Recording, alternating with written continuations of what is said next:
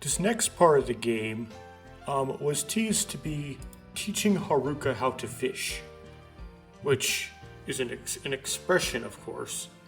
So it's like we are teaching Haruka how to live, apparently. Last recording, I made several of these guesses or things thrown out there about the secrets behind Haruka. One of them was she's a robot.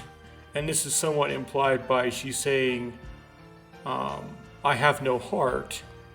And by her being apprehensive about entering the cafe and then winning the cafe, she wasn't feeling good. And then later on in the meal coming back.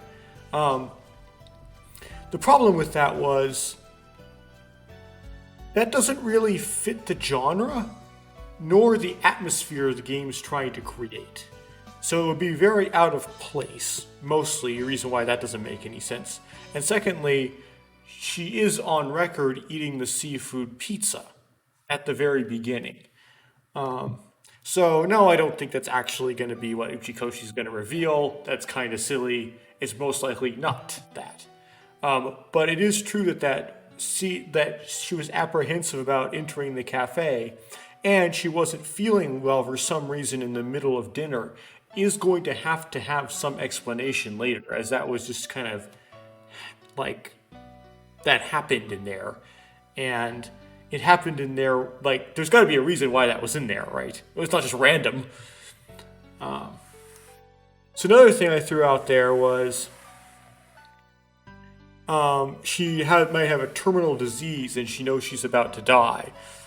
Again, in that saying that she was nothing and that she's somehow trying to find life, or also that, again, she wasn't feeling well during dinner and she had to, go sit aside somewhere. That is slightly more likely to be brought up, but then again, as far as I know, only one girl dies, and they die from being murdered. Another thing that you can think of is, what if she's one of those type of characters where she decides to kill people and do something similar to bathe in their blood or rip their hearts out while they're still beating or something, because she wants to feel other people's hearts. I think Uchikoshi has written, I would say before, but later, because this game was one of his earliest games, a character like that. Yes, I know which game. I'm not going to spoil it for you. There's a character like that in later Uchikoshi games, whose dialogue was not written by Uchikoshi. But I don't know if that really fits the mood either. And that's kind of lame, honestly. That's very been done. All three of these things are kind of lame and been done. And I'm hoping that Haruka's secrets will be something else. Those just wouldn't really fit, and I'm just hoping the writing's better than that. She obviously got mad at Saki about something, and something she's uncomfortable talking about. Now, Haruka's uncomfortable talking about everything. However, Saki couldn't talk about it either. And she does have to she seems to have some sort of rough past with Kurumi, and oh my goodness.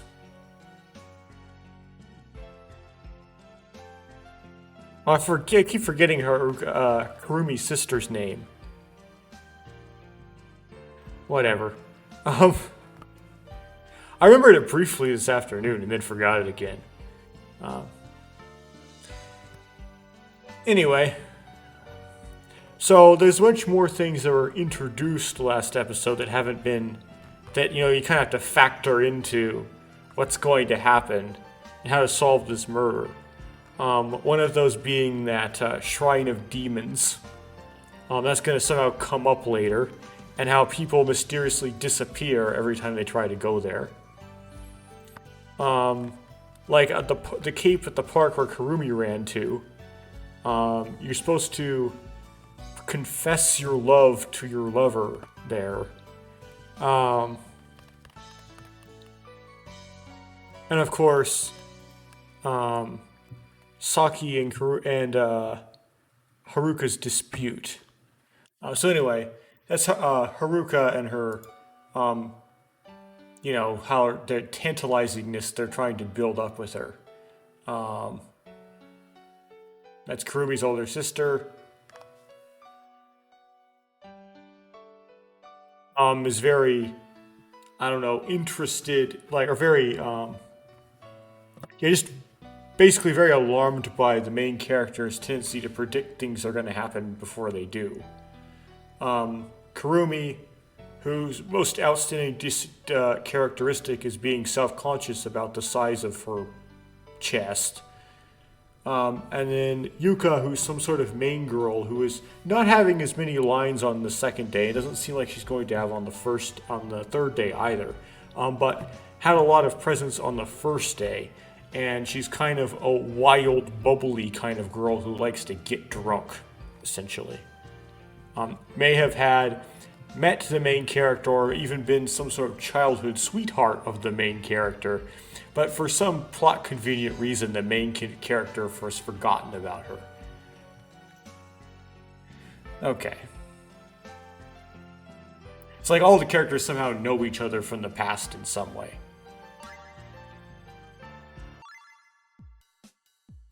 A clear morning light shines in. It's called a refreshing feeling, okay. For once, I wake up in eager anticipation. I can't help feeling anxious about what Haruka will do. Will she keep her promise with me or not? When I enter the living room, Yuka and Kurumi are already there. There's toast sitting on the table. Good morning. Oh, Makoto, good morning. So Kurumi taught Yuka how to make toast? Hi there, Oni-chan. Wow, so we actually have something edible for once. Apparently Oni-chan means older brother, so Kurumi is calling Makoto her older brother now, which I tend to take those kind of things as some sort of hint that he actually is her older brother, and it just got that information got lost somehow in his past, but whatever. What's that supposed to mean? Nothing. Anyway, where did this come from? Oni-chan made it. See, you can count on us for all your needs. You sound like you're in a good mood. Right you are. Come on, let's eat and get going. Also, Okuhiko is a worthless man who makes little contribution to the plot. And is there just to add another character to the cast. Huh, where to? We're going to play tennis. I didn't tell you, but that's what's on today's schedule. That you made. Well, you see, I can't. What? These are your group leader's orders, you know. I take it you didn't tell Haruka either. What's with the scary face all of a sudden? Haruka-san hasn't woken up yet, same with Okun. I see. Kurumi's starving, can we eat now? You're right, let's eat. Let's eat. We all begin eating the toast. However, because I'm worried about Haruka, it has no flavor to me. Just as I'm about to finish eating, Haruka comes running into the living room. Are you sure you've not come down with a sickness that emerged in early 2020? Okuhiko rushes in after her. Promise? What promise? I'm going fishing today. Fishing, that's fine, I'll teach you how to do it. So let's go together, okay? Hold on, we're scheduled to play tennis today. Huh, tennis? Haruka can't just say, I'll pass today, that would be going against the group leader's orders. Haruka looks at me with a troubled expression. That's right, Haruka-chan. As planned, we're playing tennis. Fishing is just for old geezers anyway. I made a promise. It's fine, just cancel that promise. I have to keep my promise no matter what. It's something that shows we trust each other. Haruka, I have to keep my promise no matter what. Haruka-san, who did you make that promise with? It was... with me. Open text file.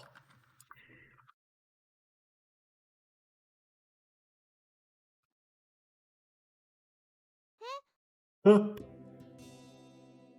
Haruka and I are going fishing today. We're not going to play tennis. Why is Ishihara saying that? Is this true, Haruka-chan? Yes.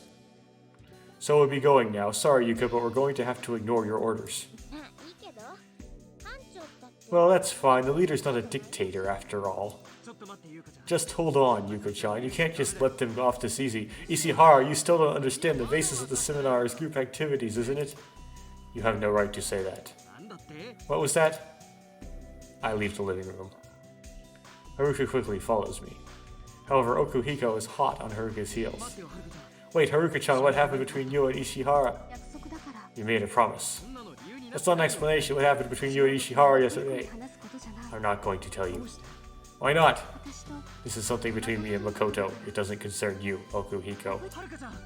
Haruka-chan is gonna lose his prize, in which case he deserves it.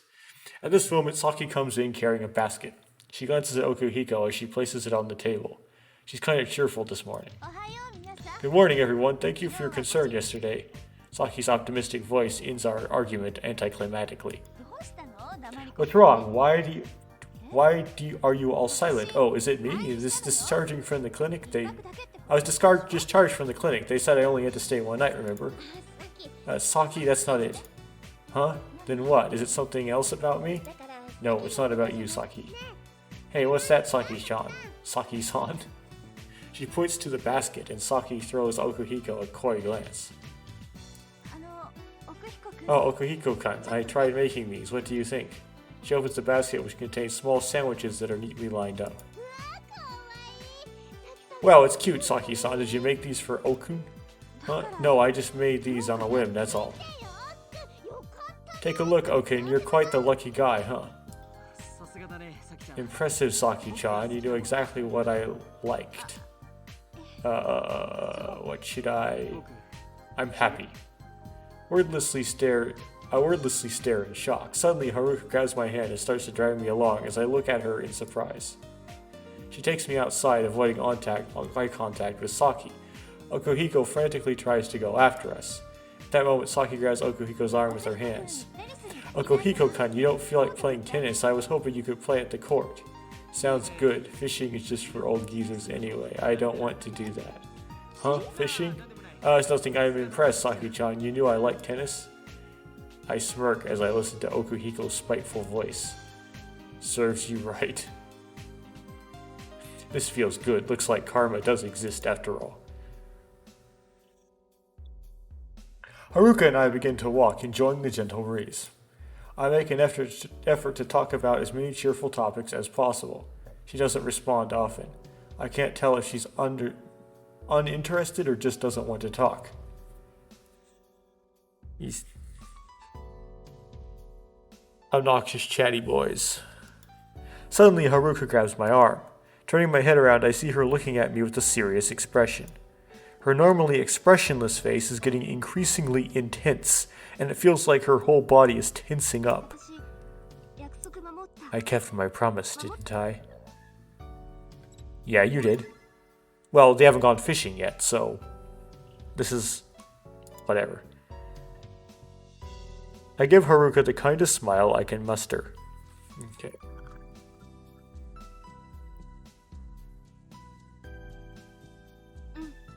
Yes. Haruka nods. Her intense expression loosens up a bit. She seems a little happy. Seemingly pleased by my satisfactory response, the tension in Haruka's body relaxes. Just then, Haruka is taken aback by noticing she is holding my arm, so she lets go as she hangs her head down. I see. Haruka's like a child. She walks with the tottering steps of one who knows nothing. I think it looks rather cute. At that time, our eyes met. By the higher-ups at the company's orders. There's something strikingly beautiful about her intensity, startling me. It's a strange feeling that makes me feel kind of unbalanced. Once we arrive at the pier, I prepare all the fishing gear. I absentmindedly eat the bread Haruka bought for us on our way here. It seems boring. But keeping my promise to Haruka is the only important thing to me at the moment, so I don't mind. That's correct. Fishing is boring until you find a fish, and then you have to, hold the slimy fish. Never once have I actually felt the heartbeat of a fish by holding a fish. So, well, whatever. Well, I don't know if Uchikoshi has ever gone fishing and squeezed a fish in his hand, and whether or not he's ever felt the heartbeat of a fish that way.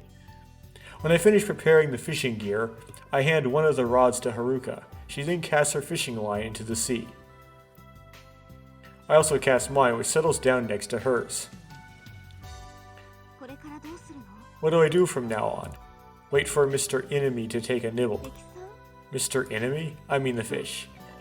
I see, so I wait. Now, if you're using like a spinner, you actually want to reel the line back in and then recast it, because the spinner will sink to the bottom and the hook will get caught in weeds or rocks on the bottom. And how a spinner works is by moving the spinner through the water, it creates the silhouette of a bug. Right? If the spinner just kind of sits there as just like a piece of metal on the floor, it doesn't look like anything a fish wants to bite. So by leaving it in there, it sort of implies they're using like a worm or something like, who makes power bait? It's like that putty stuff you stick on a hook. I don't think it's Berkeley, is it? Anyway, power bait is something that they used to work really well, and then they changed it a little bit recently, and now it doesn't work as well. But anyway, and for some reason, the pink-colored variety works the best. When your float sinks, the match begins. Oh, yes, they're using a float. That might help. Right, that's why the fish is Mr. Enemy. I don't understand. Huh? I wonder if it's because I have no heart that I don't understand. Those things aren't even remotely related. You kept your promise with me, right? Then it's clear you have a Haruka? Haruka's float sinks into the ocean. The line is dragged down with intense strength, and Yuka instinctively pulls the rod with all her might. Mr. Enemy here seems to be a lightweight fish, so it's easily caught. I take the agitated fish out the hook and show it to Haruka. She takes it into her arms before she suddenly releases it back into the ocean. Huh? Wait, what was that about? It's because I have no heart. What are you saying? Did you let it go because you wanted to save it? No, because I have no heart. I let it escape. Just what does that... Humans struggle against each other because they have hearts, right? Huh? They kill each other because they have hearts, right?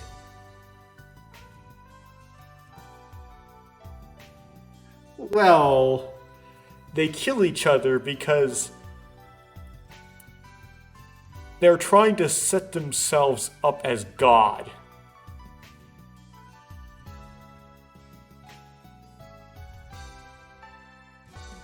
But anyway, the whole world is full of massacre because people have hearts, right?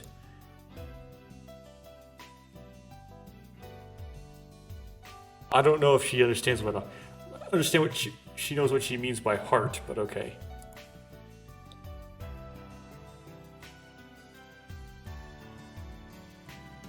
Well, here's the thing. The correct answer is actually that's wrong, technically, but I'm not really interested in what Makoto has to say about the subject. Right? So I have no response on that.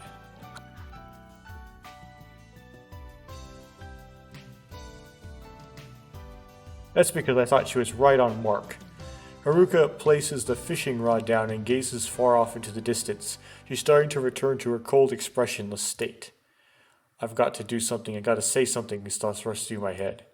But nothing will come out of my mouth. Trying to pass my silence off as boredom, I pick up Haruka's fishing rod. That's your big mistake. You don't have to say something. Why are people like that? Some people just like to have someone listen to them. You don't need to have somebody say something in return. I place the bait on the end and cast the line out to sea. Then I pass it to Haruka, who firmly stares at me. From the start, people don't think about trying to kill each other, but rather to try loving each other. Well, I have something to tell you, Makoto. There's an expression. You do not need to teach a child how to misbehave. Also, do you know the backstory behind who wrote it? Lord of the Flies?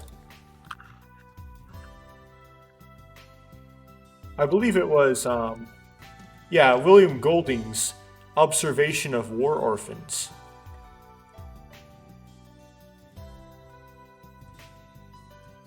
Um, yeah, I'm like Wikipediaing it.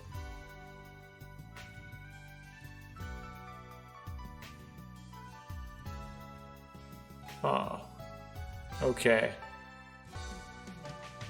Well, anyway,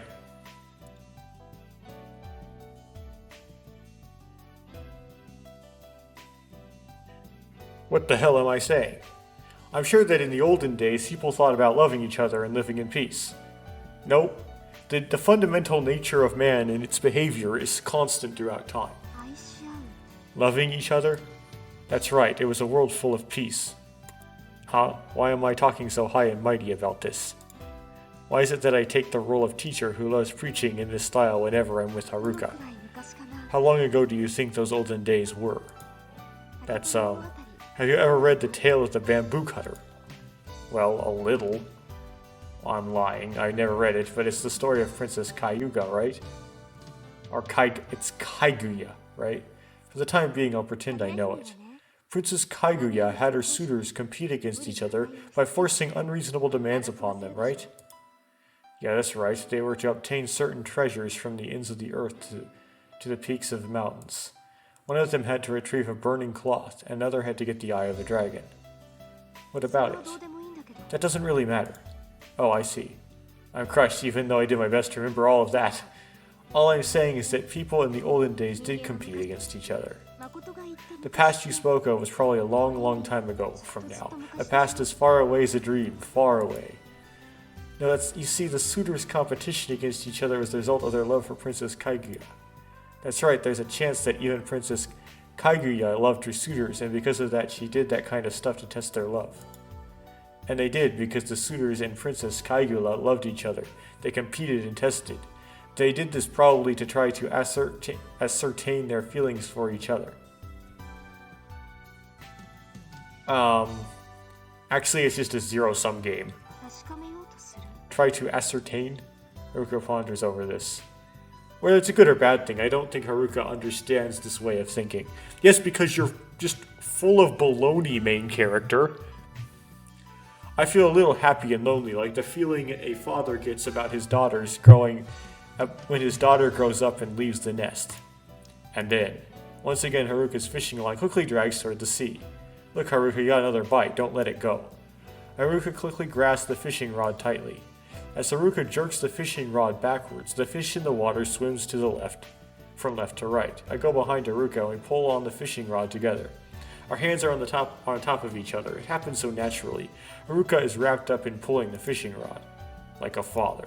That's probably how I'm feeling right now. The feeling of hoping a child grows up quickly while hoping that they forever remain ignorant of the idea of love between a man and woman. Just like the current Haruka. Haruka's serious face, which seems to be shining to me, is somewhat something that I feel we want to protect. And so we didn't stop fishing until the late afternoon. Happiness and embarrassment. We only took a break to head back to Luna Beach for lunch. We caught nothing since Haruka released every single fish she caught. Nevertheless, it was surprisingly fun. Afterwards, we returned to fishing and remained that way up until now. I decided to try to ask her about Saki. About what happened between, I guess, you and Saki. When you told me you were talking, when you told me you two were talking about fishing, that was a lie, wasn't it? Yes. Then what was it? What did you say to Saki? If I tell you that, will you answer me honestly? Of course. Really? Yeah, I promise you. Haruka puts away the fishing rods and looks at me. Have you ever kissed someone? Huh? What is a kiss? Hold on, this is what you were asking Saki?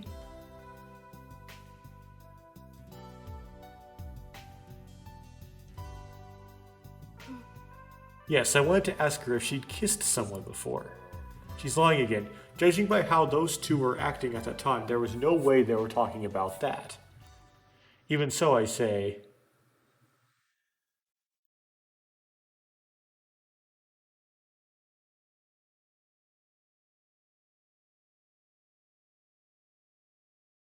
I haven't.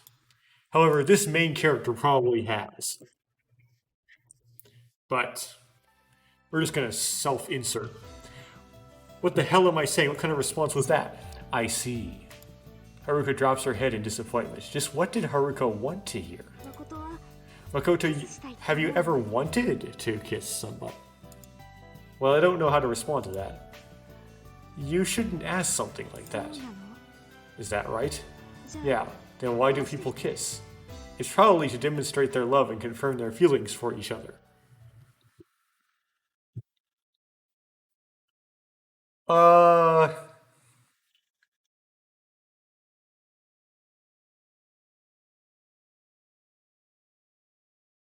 that's a really complicated thing. Because, like, most of human history, people just kissed as a greeting. They just walk up and they'd kiss each other. And that's just be like, like they still do that in France, right? You kiss your boss.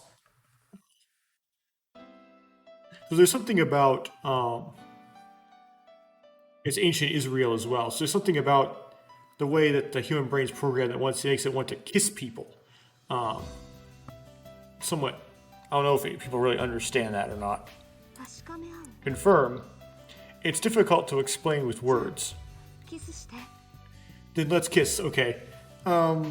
Usually though, in the context of this, it's like you know, trying to appeal to this escapism as dating sims try to get into, and they try to like. Anyway, instead of playing this game, just kiss your real girlfriend. What? Let's kiss.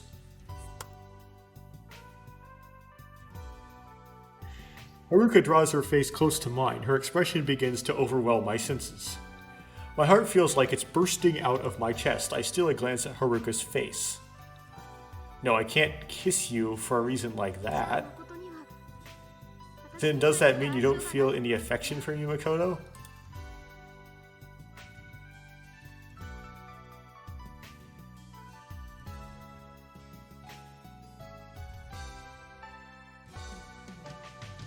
And the correct answer is no, Haruka. I grew up in a culture where the norm is if you kiss somebody, that means a certain, like a choosing of something physical that is reserved for a specific person.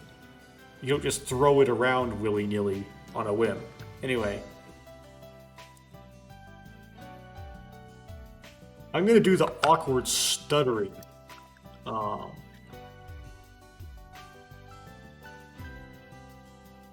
Again, that's a cultural thing, because there are many that,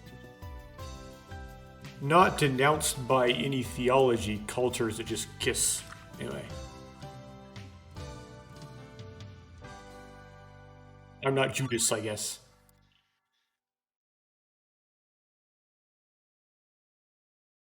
I decide to not run away and grant Haruka's wish. Alright, I understand. Well then, close your eyes. As I speak, Haruka closes her eyes and I stare at her face.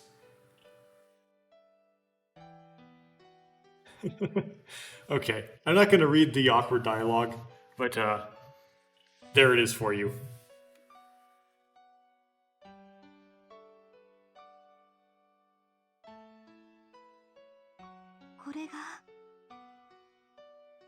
This is... So he chickens out, okay. When I return Haruka's gaze, a faint blush appears on her cheek. She quickly averts her gaze toward the ground. I can't comprehend how I feel. It's like happiness, but I can't quite explain it. It's called oxytocin. Anyway, the sun is setting. We decide to finish putting away the fishing gear. Our heightened awareness of each other made the trip back to the lodge a quiet one. Once we return to the lodge, it still feels kinda awkward, so we retreat into our respective rooms. Yuka and the others aren't back yet. Once I finish changing, I throw myself onto the bed. Haruka's face faintly forms on the ceiling. What do you think of Haruka? Do I really just think of her like a daughter? Even so, we kissed. No, it was just on the forehead. Why didn't I kiss her on the lips back then? At that moment, I hear Okihiko's voice. As I get out of bed, I wonder what's going on. He sounds furious. I open the window to find Okihiko on the terrace. He's approaching someone against the wall while yelling at them. I'm getting a bad feeling about this, so I rush out of my room.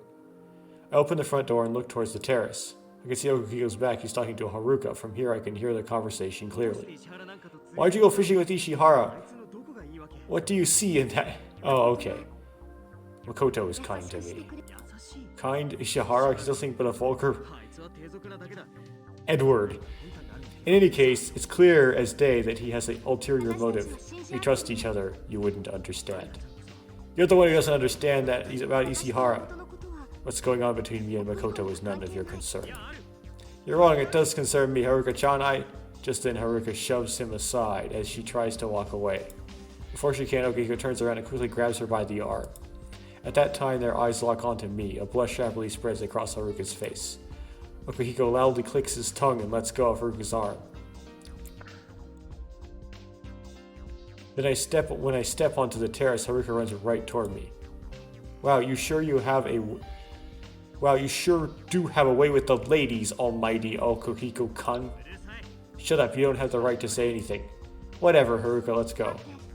Wait, tell him straight, huh? About me and you, about how we trust each other no matter what happens, isn't that right?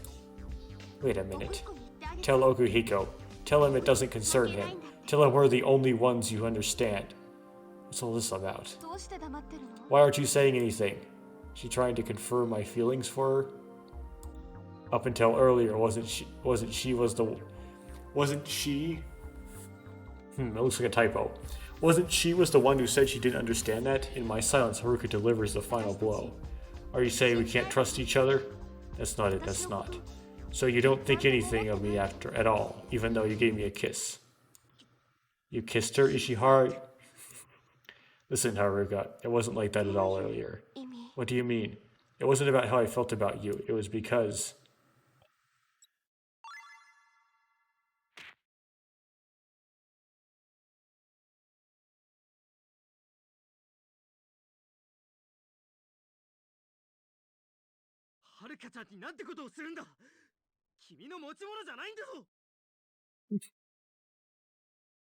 Spit out saliva and stand up. Okuhiko seized Haruka's shoulders.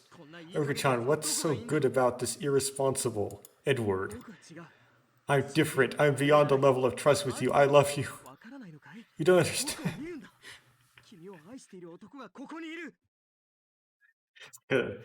Oh, goodness. This is so, like, trash TV.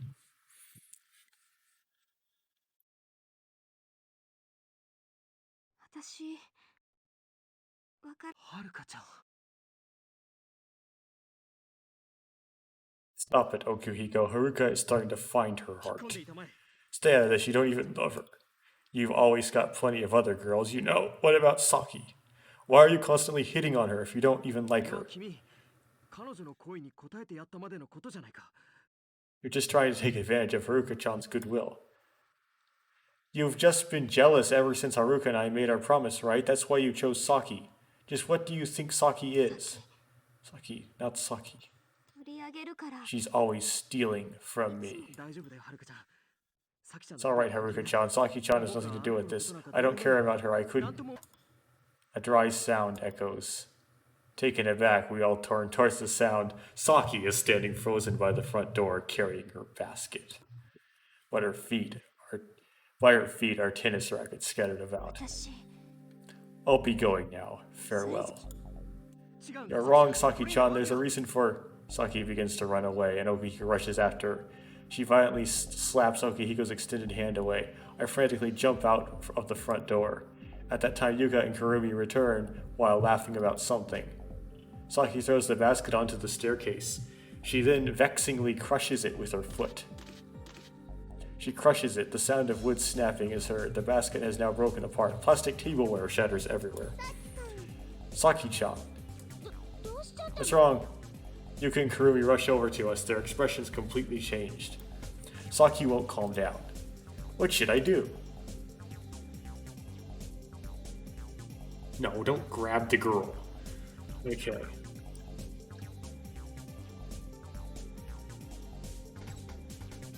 That was a bad idea. Okay. Saki, calm down. Getting angry and going on a rampage won't accomplish anything. Saki looks at me. The anger in her eyes is still blazing like an inferno. Saki's face, all bloodied up in rage, is truly terrifying. It's because of her strong feelings toward Okuhiko. It's obvious that she hates him for the heartbreak he just put her through. Saki-san, please calm down for now. Come on, this might just be a huge misunderstanding on everyone's part. Maybe if we talk about it together, we can sort this out and say, oh, so that's all it was later on. Talk about this together. Yes, that's good. Let's do it, right, Saki? I place a hand on Saki's shield. That's not a good idea. And that instant, Saki violently flings my hand off of her. Don't touch me like I'm your friend. Saki's expression is even angrier than before. Did I just add fuel to the fire? Talk about it together? And just would I do that? I'm fed up with playing buddy-buddy with all of you. I try to open my mouth to see if I can fix the situation, but Saki doesn't even let me do that. Don't talk until I say so. What are you saying, Saki? Shut up, Yuko. Why don't you just go draw your little pictures like you did back then? Saki? Saki glares at Okuhiko, whose shoulders shoot up with a start. Harumi runs over to Saki and clings to her. Saki-san, stop. No, Harumi doesn't want to see you like this. Don't touch me. In the next instant, Saki violently thrusts Kurumi away. She throws Kurumi right onto the stairs. Kurumi gasps loudly and stares dumbfoundedly at Saki. Dude, I would tear it. I run over to Kurumi. Saki is in a daze, standing rock still.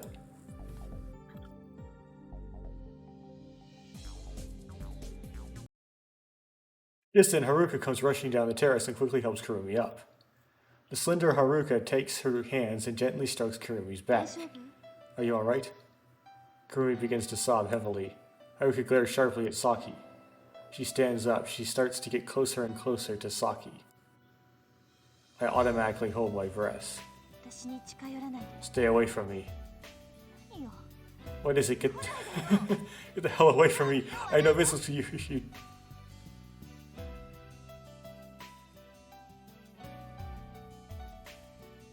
Okay.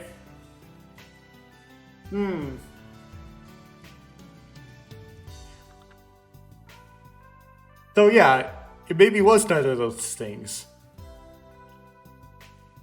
Harumi is a clone. You would go...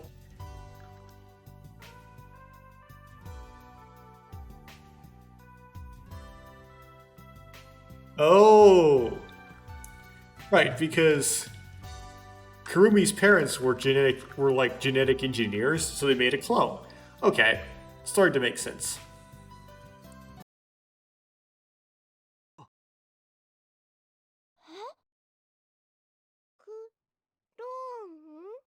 Well, I guess it all just kind of, there's no hints, it just kind of crumbles all at once.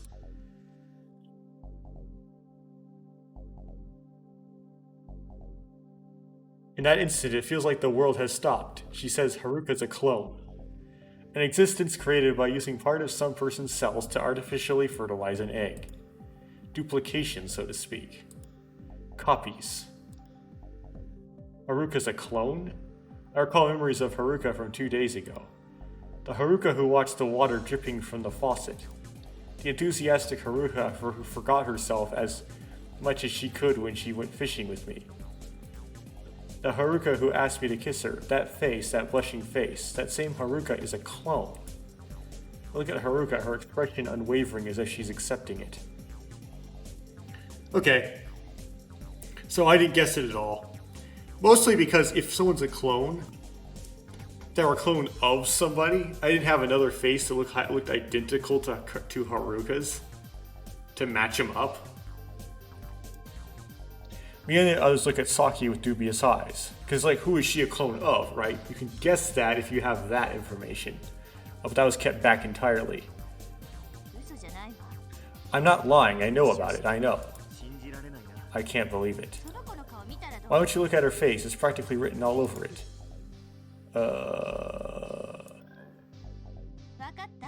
Do you understand, Okuhiko-chan? This is the true nature of that girl you claim to love. Suppose Haruka-chan is a clone. So what? Times have changed. Everyone knows that there's currently about 1 to 2 clones for every 1,000 human grade school kids. Also, 9 years ago, a law was passed that legalized the fertilization of clones.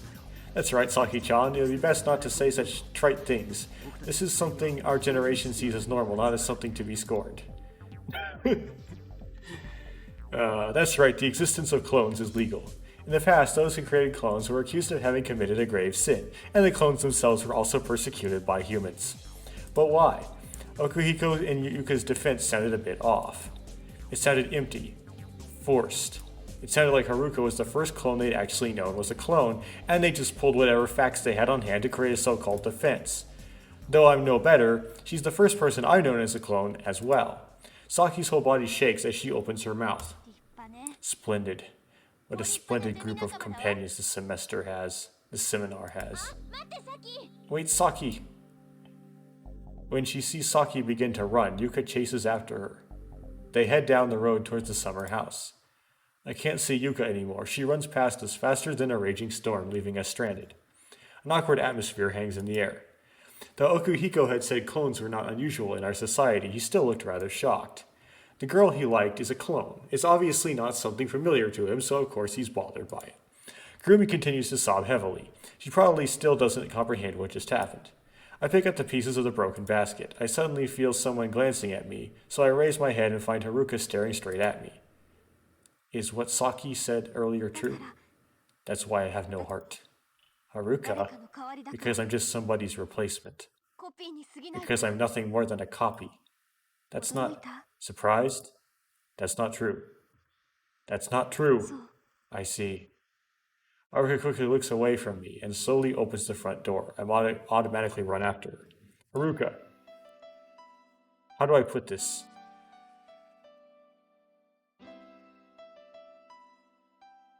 I was surprised. I didn't see it coming at all.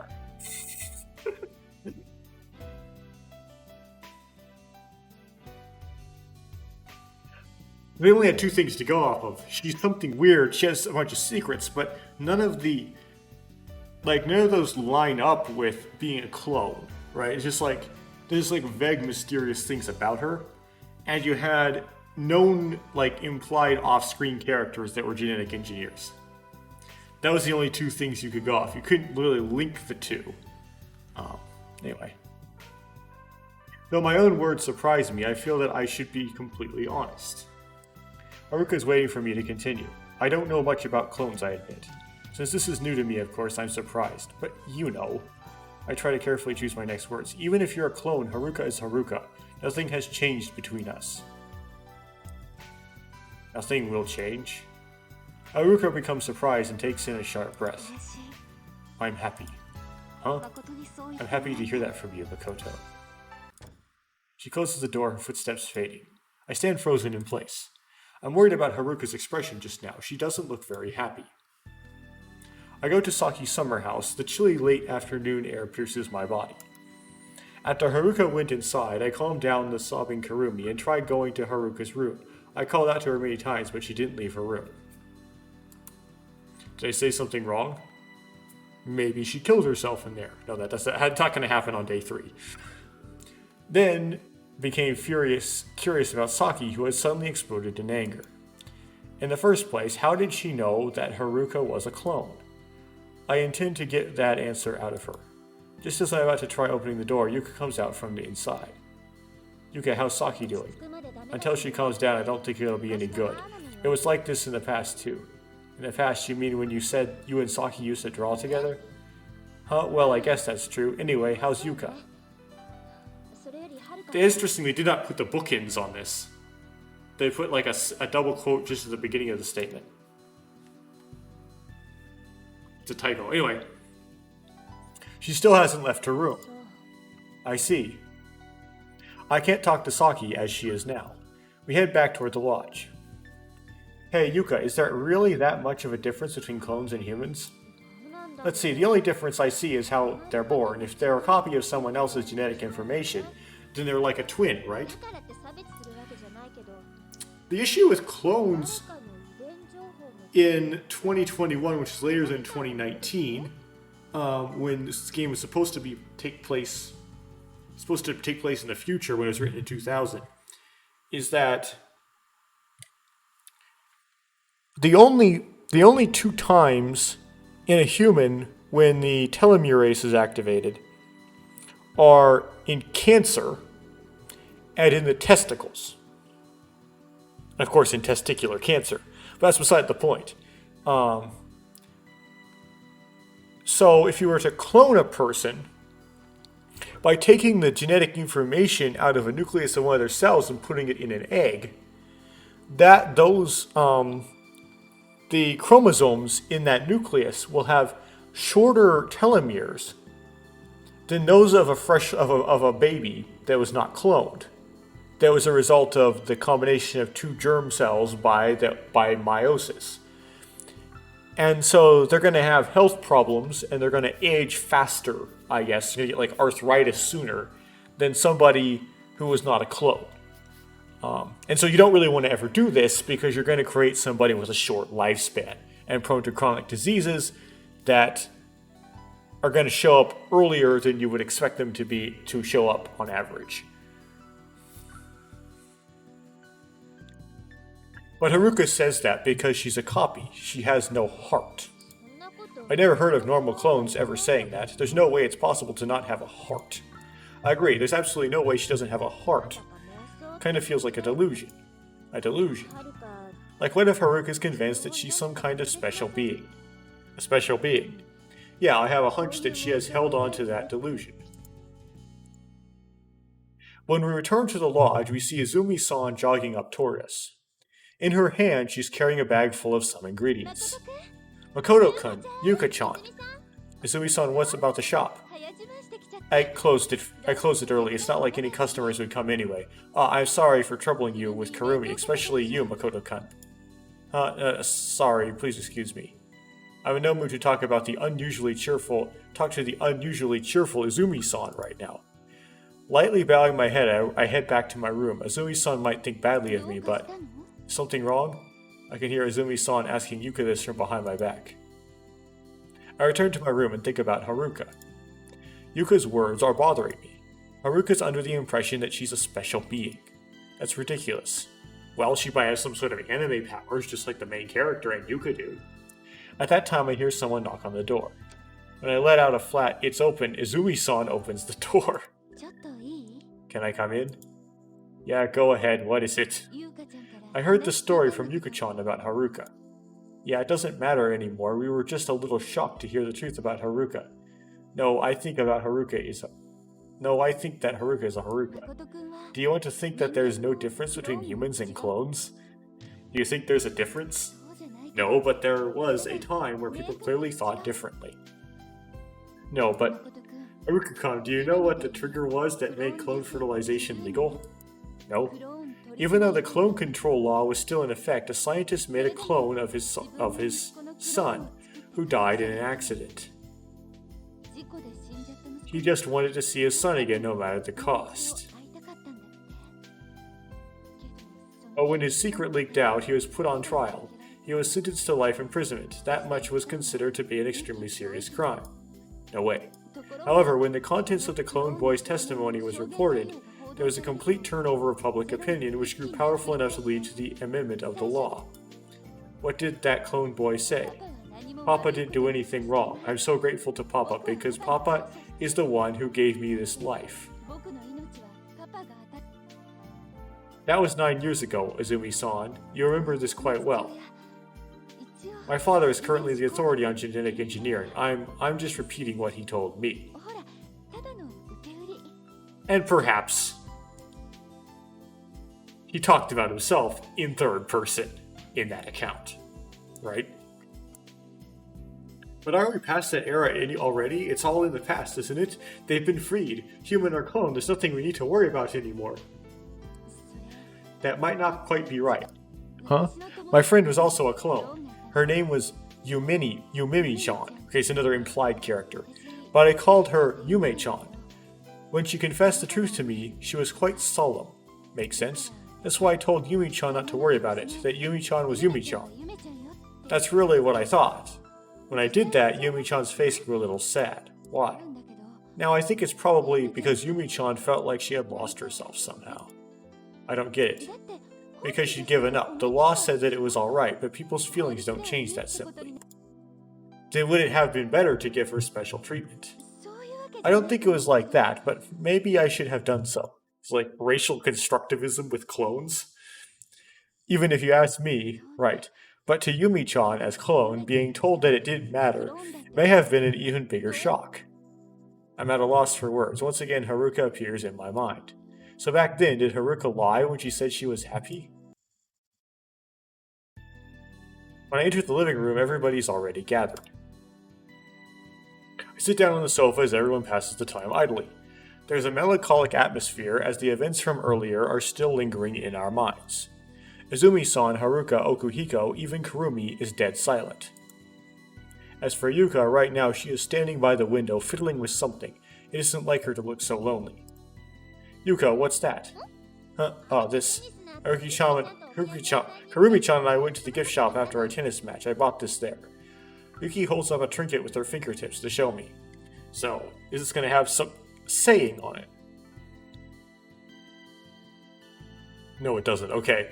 It's a keychain. Attached to it is some kind of fat cat mascot character that's about as big as my palm. Is that a souvenir for someone? No, I bought it for myself. What do you think of the Ninnin Neko Payan? Huh? Its name, that's the name I gave it. You can't have it. Why would I want something like this? Fine then, for a moment there you look jealous. Jealous? Where'd you got that idea from? I got no clue. We stopped talking about that. Or after that. How somehow things seem to be even quieter than they were before. No one tries to start a conversation. Just then. Well, I guess it's about time I made dinner.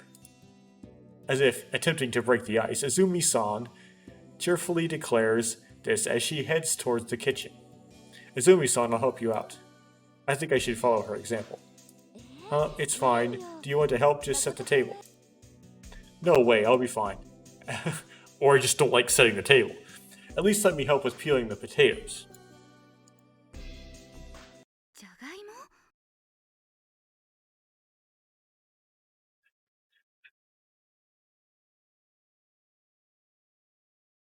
There we go again. In that instant, everyone looks towards me. Their glares pierce me like daggers. The overwhelming sudden pressure feels like it's suffocating me. Not again. Not another premonition. But in contrast to my thoughts, for some reason these words begin to float in my mind. Oh, it's potato, right?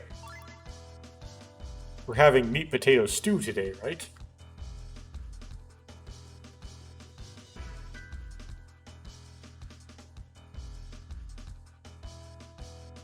I blurred the words in my head out without thinking. I have no idea why I just said that. I felt as if I was being manipulated by some unknown force. I know why I said that. It's because I wanted the main character to look like... I always go for the look knowledgeable, right? Over the look less creepy. Yes, it's true that today I planned on making meat potato stew, but... Makoto? You stalk people? Oni-chan, how? How did you know we were having meat potato stew? Ishihara, I couldn't be another one of your just what kind of joke is it this time? Okuhiko narrows his eyes and glares at me. This is bad. If this keeps up, the tension in this place is only going to become worse. I've got to trick them somehow. No, you see, I saw them. Earlier I saw the ingredients that Izumi-san had bought. Huh? Ingredients? Potatoes, carrots, onions, and beef. Mirin, sugar, and then soy sauce and cooking sake. I see, with that anyone would realize you're making meat potato stew. Jeez, for now it seems everyone believes me. I let the cold sweat off my forehead. Just then, we're having meat potato stew for dinner? Haruka suddenly mutters this. That's right, tonight's dinner is meat potato stew. Since I rarely cook any traditional Japanese dishes at the cafe, I thought it'd be a nice change in pace, right? That's a Japanese dish? Okay. Meat potato stew, huh? I never thought of that as Japanese. Meat potato stew. Meat potato stew. Huh, what does that mean? Meat and potato stew.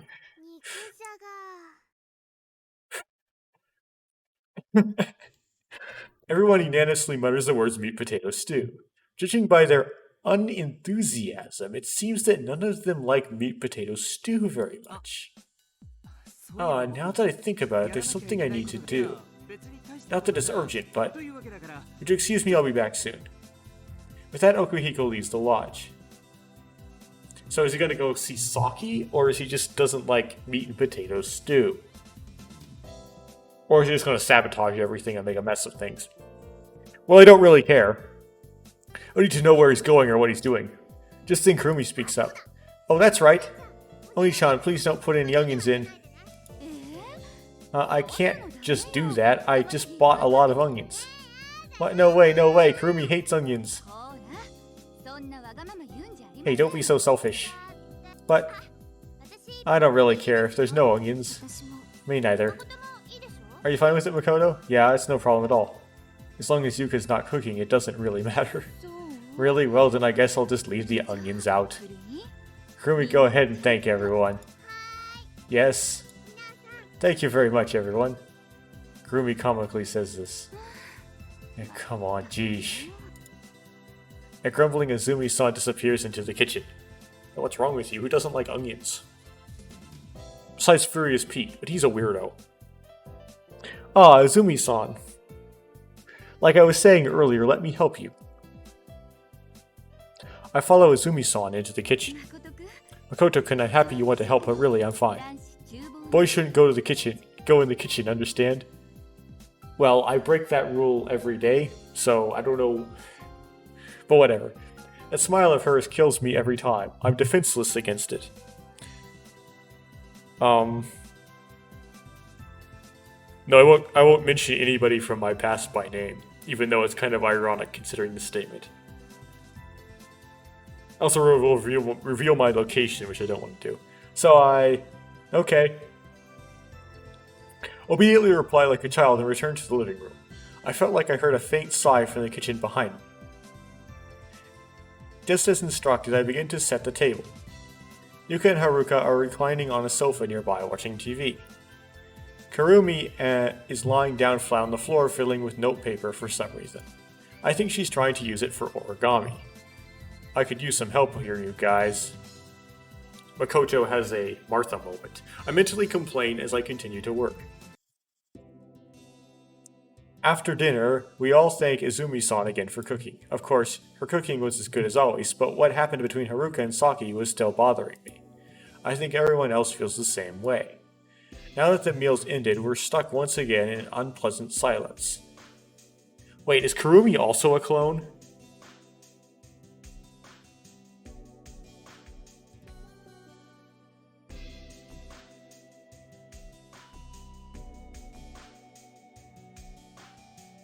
Huh.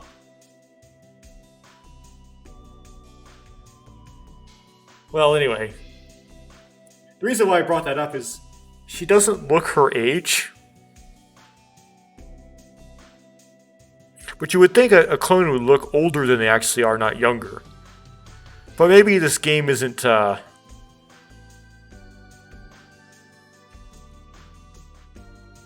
they uses some other, like, the writing uses some other weird logic.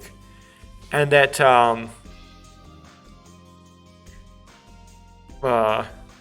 Haruka was specifically worried about Kurumi at one point in the game.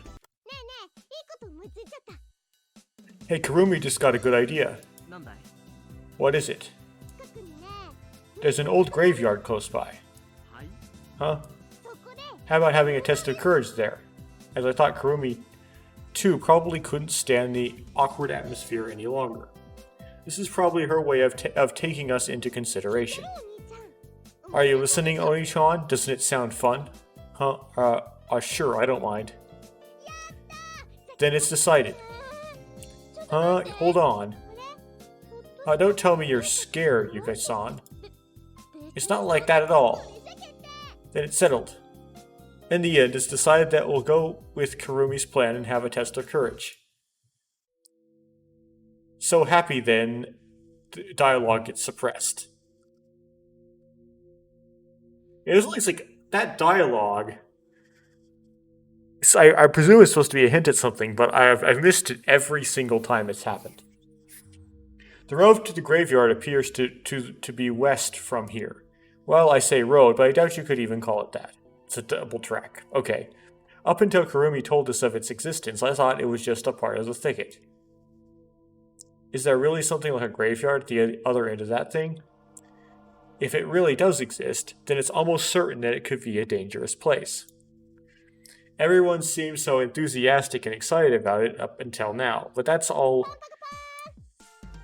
been replaced with nervous anxiety. Well, grow up, people. Well then, now that we're here, Kurumi will explain the rules. For some reason, Kurumi seems really impatient. It feels like she wants to just hurry up and begin. According to Japanese Test of Courage Awareness Club official rulebook, 1st edition, a test of courage is a trial held in a scary place to test one's courage. This time around, the scary place has been decided to be an old well in the graveyard. The judge will see whether or not you make it there, and an official referee appointed by the Japanese Test of Courage Awareness Club is none other than I, Kurumi. Hey, when you're not participating, Kurumi? That's not true. From the start, she'll be judging the results of the match. That's unfair, isn't it?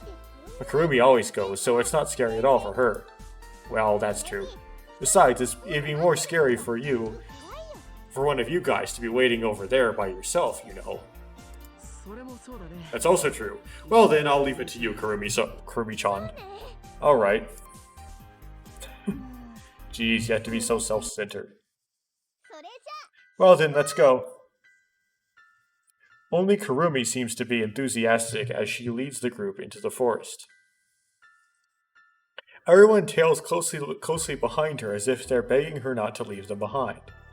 Just as I'm about to step into the thicket... Hey, Makoto.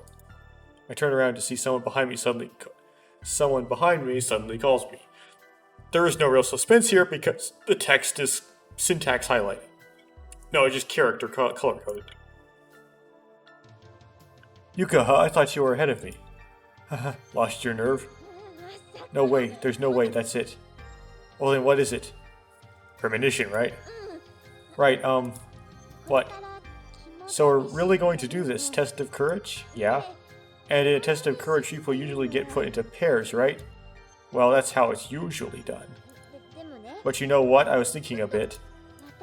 There are 6 of us, aren't there? And since Kurumi-chan will be the judge, that means there's essentially 5 of us, right?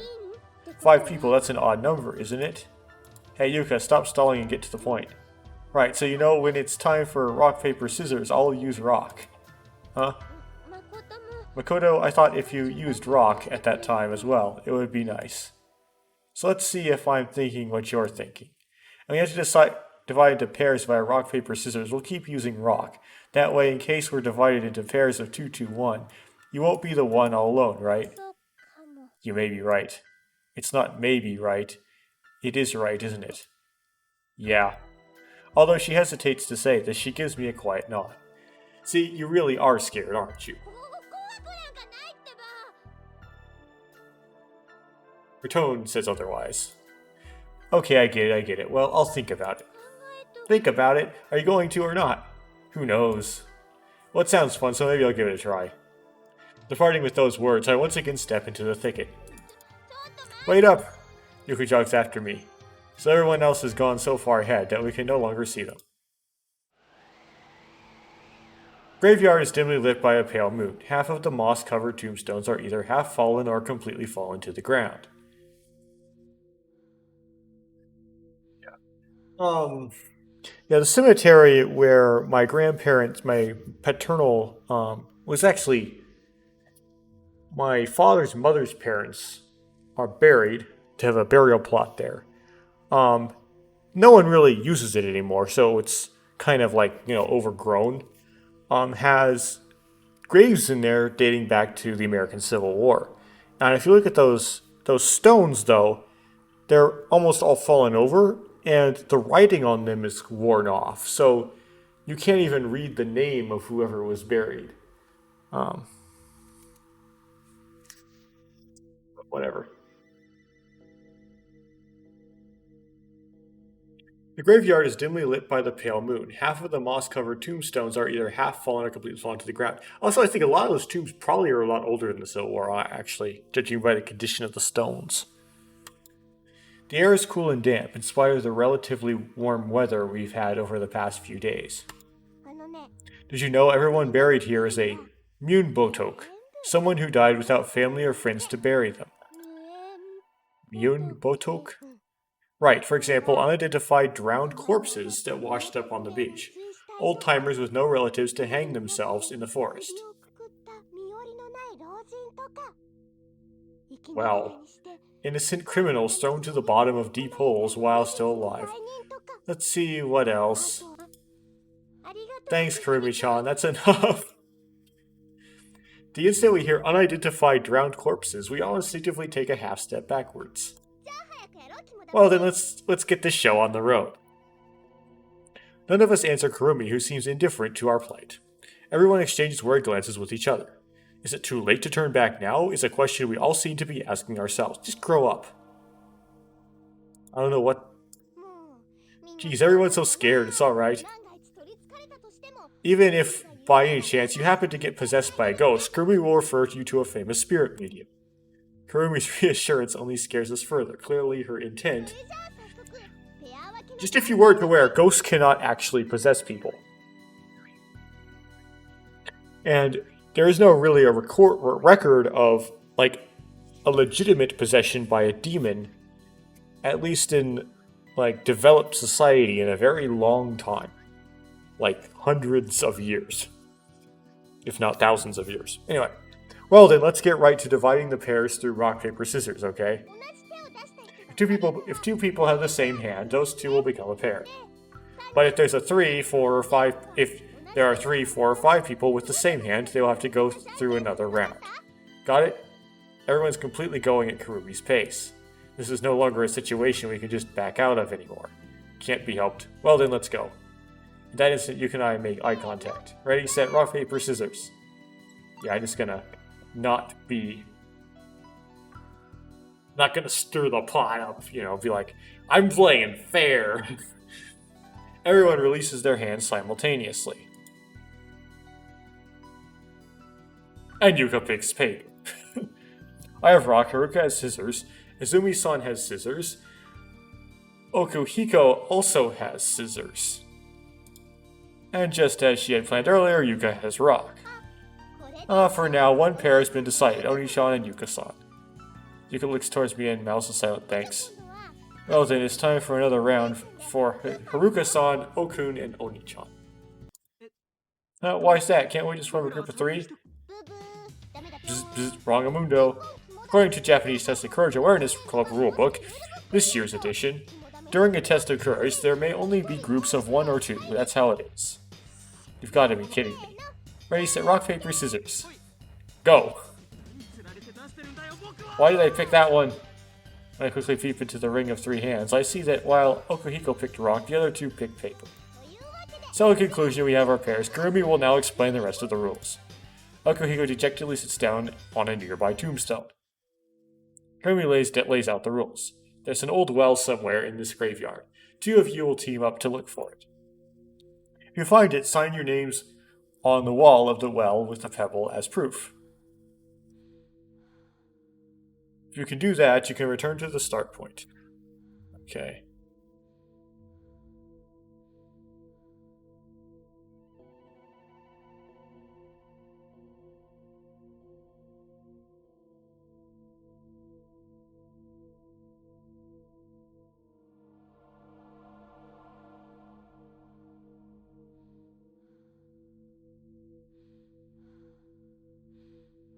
It was decided that we should play rock, paper, scissors to pick a representative to choose which pair goes first.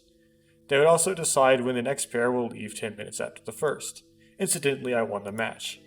When I heard that I could pick whatever order I liked, I immediately picked to go first since I wanted to get this over with. Though I guess, now that I think about it, it doesn't really matter if I go first or last. Yuka, on the other hand, thinks otherwise. What possessed you to make us go first? She's not joking, she is seriously angry. Well, then would you have preferred to go last? That's out of the question. Normally you'd pick to go in the middle, right? I was an idiot to tee up with you, Makoto. Hey, how about a little gratitude? If I had picked paper, you would have ended up wandering around this graveyard all alone, wouldn't you? If I were picking, I'd prefer to be alone and in the middle. Jeez, listen to yourself. Just how long has it been since we started walking? We've taken countless turns, and we already lost sight of the others a long time ago. It's difficult to find the well in this darkness. To think I thought this was going to be easy. Suddenly, the sound of rustling leaves comes from the bushes between the tombstones. Hey, Makoto, did you hear something just now? That's just Kurumi. It's probably just the wind. You think so? Listen, there really is something here. It's alright. It's not alright. It's Kurumi messing with you. Hey, aren't you saying anything? Why? Is this even the time to be chatting? Don't just ignore me. Huh? Say something! Something. Like what? Anything's fine, doesn't matter. Just talk about something cheerful. Say something, even if it's wrong. Something cheerful, huh?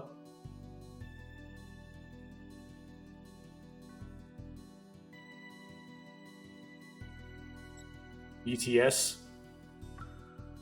Sure.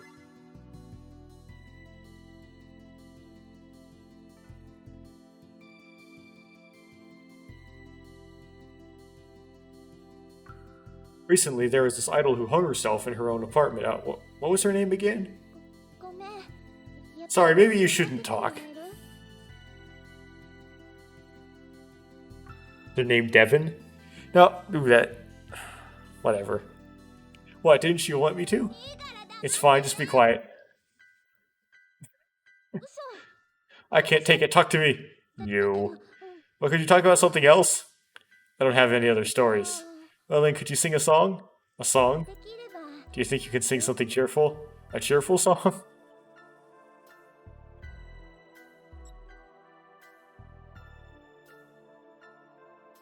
Aw.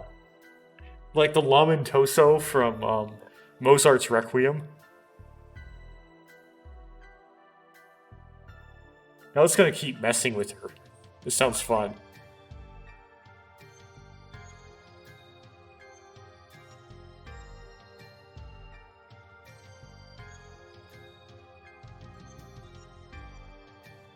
I don't know how this tune would go. Idiot, if you'd have listened to the whole thing, you'd have known it gets more cheerful after that. Jeez, you could let out a weary sigh. I check my watch to find it's past 9. Everyone's gone off to look for the well by now. If that's true, then why can't I hear their voices or their footsteps? It's possible they might have already reached the goal. Kurumi and Izumi-san probably know where the well is. If that's the case, then they're probably headed the wrong way. Hey Yuka, why don't we just head back to the starting point? I think we're going the wrong way. The well might be in another direction. Right, okay.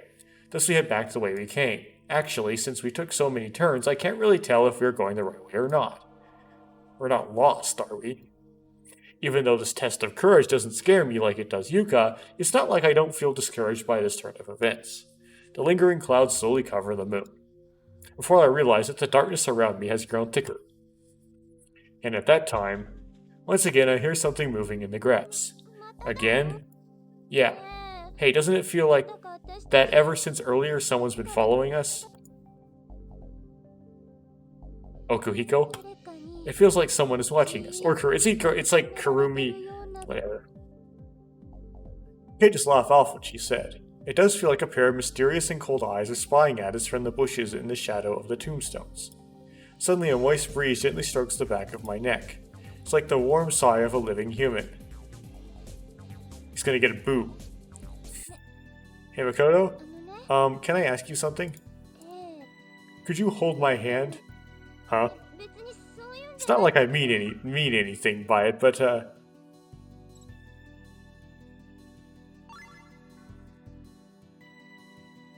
arm trembles the moment I touch her. Her hand is very soft. It's damp with sweat, but faintly warm, and it's shaking slightly. Her hand brushes against mine, tickling my palm. I realize in alarm that my heart is pounding violently. She's not the one who's trembling, I am. We've been holding hands for the past 10 minutes. We walk and walk, but we still can't find the well. Have we been duped? Maybe there was no well from the start. My doubt steadily grows. Maybe the truth is that the others sent us out before returning to the lodge. Perhaps they're all relaxing right now in the living room watching TV. まんまと引っかかったなあいつら。 Oh, okay. Before long, the clouds in the sky part and the moon reappears. The moon's light dispels the darkness we've been walking through. Thanks to that, we can now clearly see our surroundings. As my eyes adjust, I found it. Yuka begins to drag me to whatever it is she has discovered. Found it. Found what? This. Yuka stops. In front of her lies our target, the well. Her face was stiff with fear a few moments ago, but now a broad grin is stretched across her face. So if you're ever searching for a well in a cemetery at dusk with a woman, the secret to finding the well is to just hold hands, apparently. Her delight at finding the well has overshadowed her previous fear. Well then, let's just get this over with right away so we can go back. Yuka bends over and begins to look for a small pebble in order to carve her name into the well. I can't find anything to carve with. With her hands on her knees, Yuka takes 2 steps away from me. I'm starting to grow uneasy. My intuition is telling me that something is wrong. How is it that only the area around the well got this clean when the rest of the graveyard is like a ruin? Even though this is a place where it wouldn't be unnatural to find a pebble or two on the ground, there are trees, there ought to be fallen branches.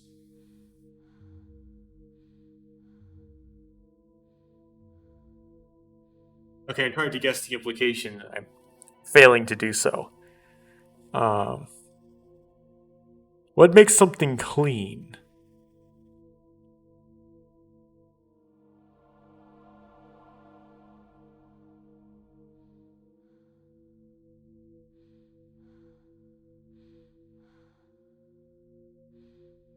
Oh.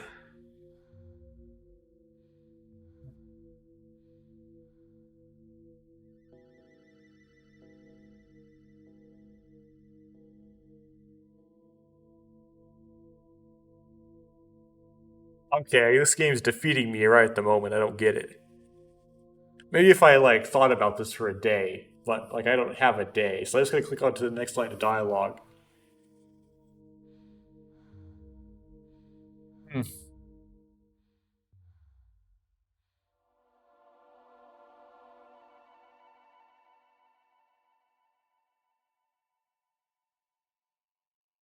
Private property, but I don't.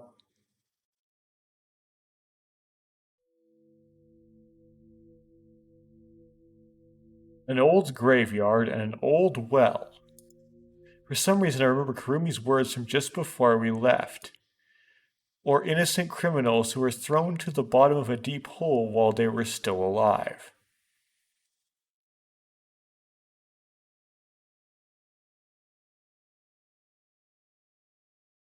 Oh.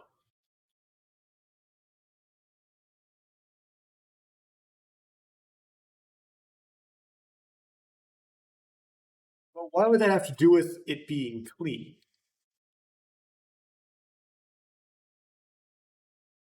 Because all their graves would be old, right? Are you saying that this is where people end up who try to explore the Temple of Demons? Could it be? The bushes shake. Yuka freezes.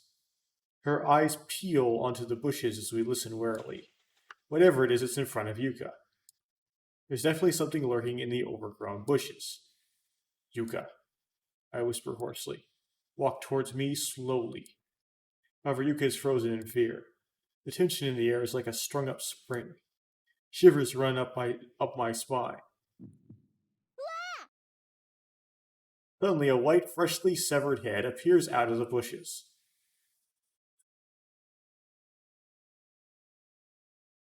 Kurumi, okay, the stiff bent over Yuka, this is so predictable, suddenly raises her head and looks at it. In that instant, her agonized scream is piercing like that of a dying person. A flashlight from underneath the severed head's chin is then turned off.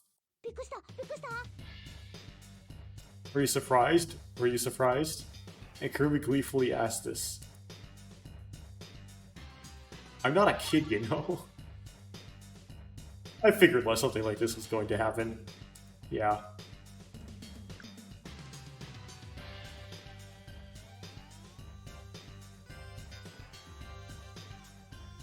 So there's nothing really about the cleanliness. Okay.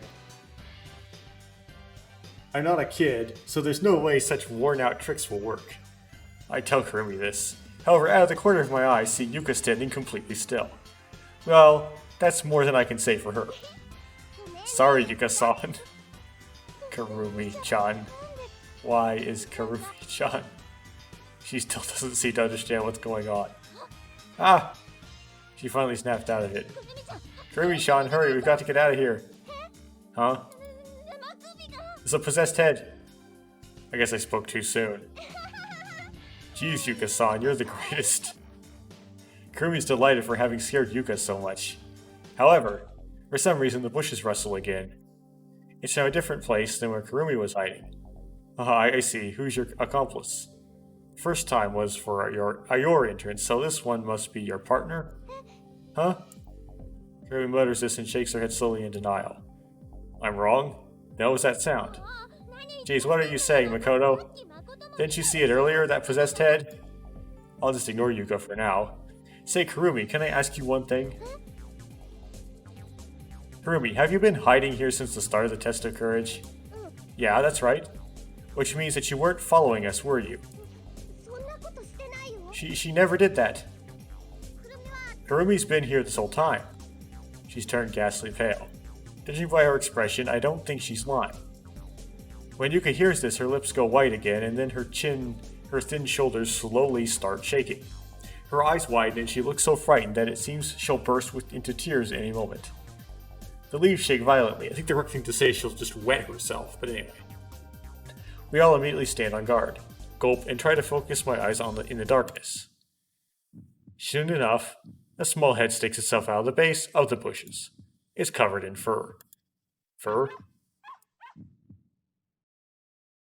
It's a dog.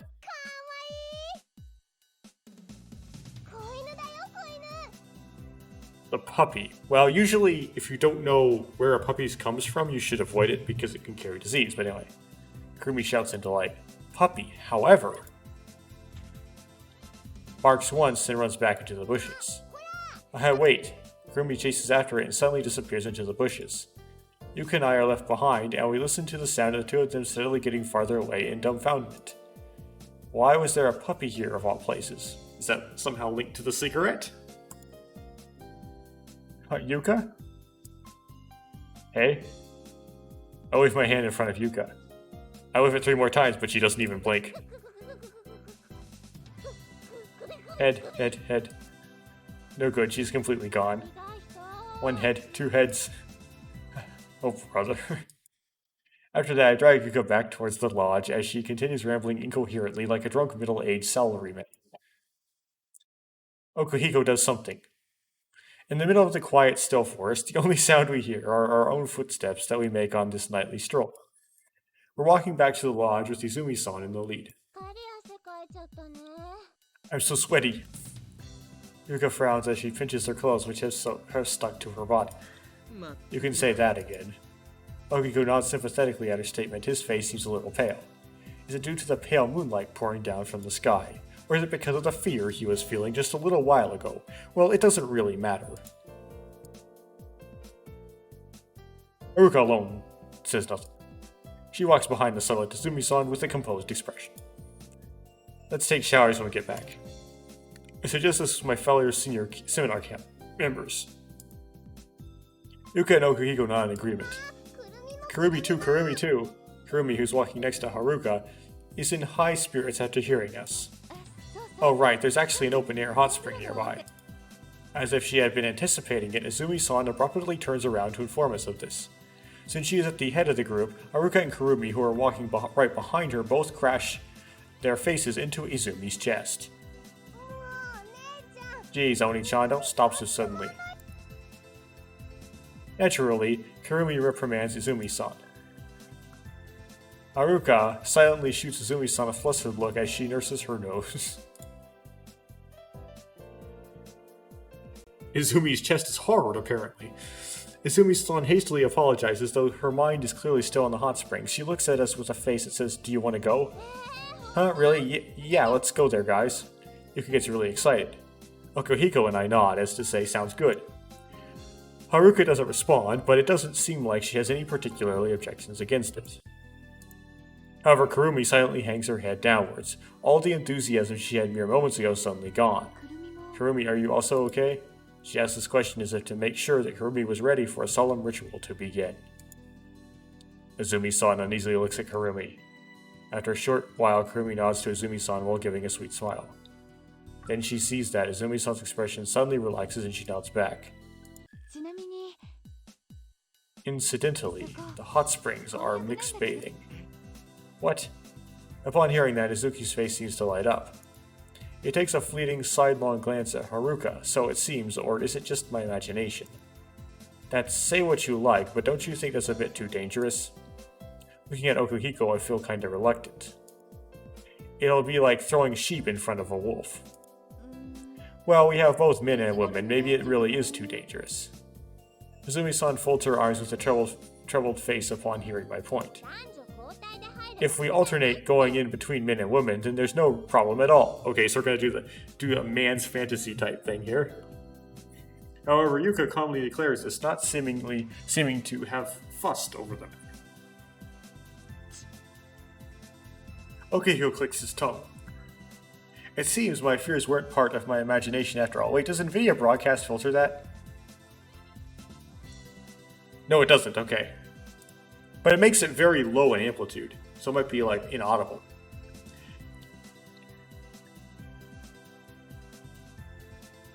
Okay, it does filter that. You're like, what sound did he make? It got filtered. Right? Well, maybe hear the beginning of it and it filters, it like decrescendos out. However, in the corners of my mind, I think that while I'm relieved, I'm also kinda would have liked it if we had gone in together. Geez, I'm just a normal guy after all. No, wait, that's not good. There's no guarantee that Oni-chan and Oken won't try to peek. Kurumi seems to think that we'll definitely peek. Well, knowing the nature of these Japanese visual novel games, yes, they will peek. She doesn't have much faith in us, huh? Now that you mentioned it, there's a wall around that hot spring, but it's completely tattered. Well then, what if we went in our swimsuits? We can go back to get our swimsuits, then once we've changed, we won't have to worry about getting peeked at all. Oh, that's a nice idea, Yuka-chan. The truth is, I thought this might happen, so I brought a swimsuit. Izumi-san gives an impish smile. Kurumi is sticking her tongue out. Was this her plan from the beginning? It seems that they're having fun watching our reactions. They're terrible. Well, it seems that we won't need to find anything to tie Makoto and Okuhiko-kun up to a tree. Suddenly, Yuka throws out a ridiculous suggestion. Hey, cut me a break. Have some faith in us, not you. Okuhiko looks like he's about to cry. I probably look the same. Well, it was just a joke. Well, then it's decided. We'll each go to the lodge, get our swimsuits, and meet in 20 minutes at the front door. But Yuka continues the conversation as if we're not even there. Huh? Something's weird about this exchange. Hey Yuka, I was thinking. Again, they put a quote instead of the bookings, for some reason. In times like this, isn't it unusual? Usually the girls who reluctant to go to the hot spring, while the guy's the persuasive one. Flipping around, baby, it's cold outside. Now, don't worry about it. With that, we once again head towards the lodge. Yuka walks lightly, humming some song to herself. Once we enter the lodge, we each head to our own rooms to change. Incidentally, Izumi-san and Kurumi are using Yuka and Haruka's rooms. Just when I'm about to enter my room, Haruka stares firmly at Kurumi and says this. Kurumi, you have pretty skin. Okay. Something wrong, Kurumi-chan? No, it's nothing. Thank you, Haruka-san. But it's true, Kurumi-chan. What do you say to me, giving you a back walk? Okay. Just then, Kurumi's face suddenly freezes. I hear Izumi-san give a taken aback gasp. Ah, sorry, now that Kurumi thinks about it, Kurumi's got to watch Odogaten. Huh? Kurumi's eyes wide. Yuka's eyes wide. This unexpected event has also left me utterly confused. What's wrong, Kuru? Oh, Kurumi's really sorry. She has to see it no matter what. I'm right. If Kurumi doesn't watch it, she won't be able to talk about it with her friends. Kurumi interrupts me, giving a desperate apology. I see that it can't be helped, Kurumi. Okay, so I'm way over schedule. The reason why I went so far over schedule was I was trying to finish this day in one recording. But it's going on so long that's just not possible. So I'm just gonna abruptly and awkwardly just cut it right here.